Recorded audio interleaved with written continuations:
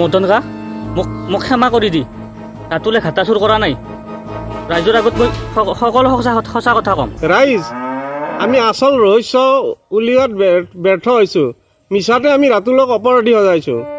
মদনৰ ওচৰত আমি আচলতে ক্ষমা খুজিব লাগে। হয় মদন ভাই তই মোক বেয়া নাপাবি দেই। সিদিনা মই আনৰ কথা শুনিয়ে তোক আচলতে মই সেনেকৈ গৈছিলোঁ।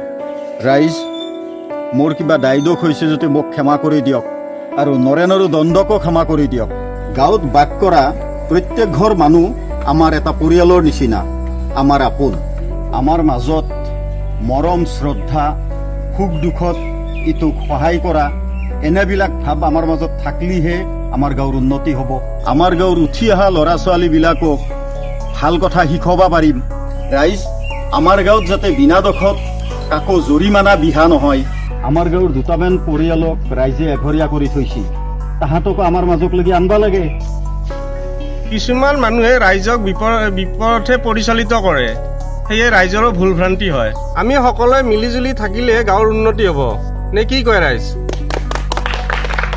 ৰাইজ সেৱাহে।